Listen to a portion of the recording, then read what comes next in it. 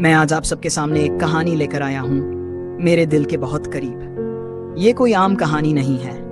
ये हमारे अतीत की आग है, जो आज भी हर उस दिल में जल रही है जो खुद को हिंदुस्तानी मानता है। तो आइए चलते हैं मेरे साथ उस वक्त में, जहां जन्म हुआ था एक ऐसे योद्धा का जिसने मुगलों की नींव तक हिला दी थी, छत्रपति संभाजी महाराज। ये साल ही सिंह भेजवाए था जब औरंगजेब को पता चला कि शिवाजी महाराज नहीं रहे। औरंगजेब उस वक्त दुनिया का सबसे ताकतवर बादशाह था।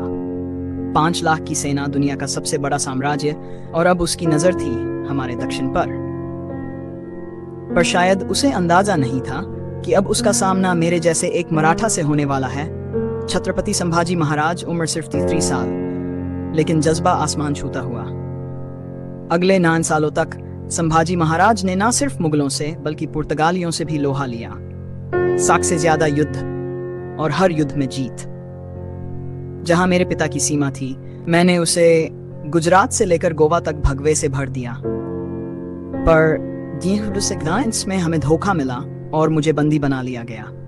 औरंगजेब ने मुझसे कहा, या तो इस्लाम कबूल कर लो या मराठा साम्राज्य सौंप दो।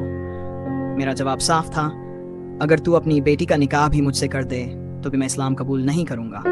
और फिर शुरू हुआ अत्याचारों का ऐसा सिलसिला जिसे सुनकर रूह कांप उठे। पहले मेरी आंखें निकाली गईं, फिर जीभ काटी गई, फिर चमड़ी उधेड़ी गई, आखिर में मेरे जिस्म के टुकड़े टुकड़े कर दिए गए। औरंगजेब 20 साल और वहीं पड़ा रहा, पर हिंदवी स्वराज्य की जड़ें हिला भी नहीं सका। और हाँ, मरने के 40 साल बाद पेशवाओं ने मुगल बादशाहों को पेंशन पर डाल दिया, उन्हें अपनी सुरक्षा में रखा। यह था मेरा सपना कि अपने धर्म, अपनी मिट्टी और अपने सम्मान पर कोई आंच ना आए।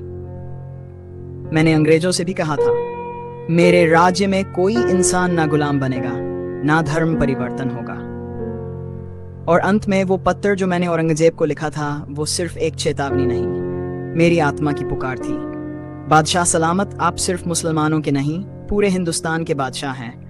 पर अगर आप यही सोचकर दक्कन आए हैं कि सब कुछ जीत लेंगे, तो अपनी कब्र की जगह यहीं तलाश लीजिए। और जब मैं शहीद हुआ तो औरंगजेब ने कहा था, काश मेरे 4 बेटों में से एक भी संभाजी जैसा होता। जय संभाजी महाराज। मैं हूं आपका अपना राजपूताना विरासत और संस्कार से जुड़ा हुआ एक बेटा। अगर आपको ये कहानी छू गई हो तो जरूर बताइए, क्योंकि ये सिर्फ इतिहास नहीं, हमारी पहचान है।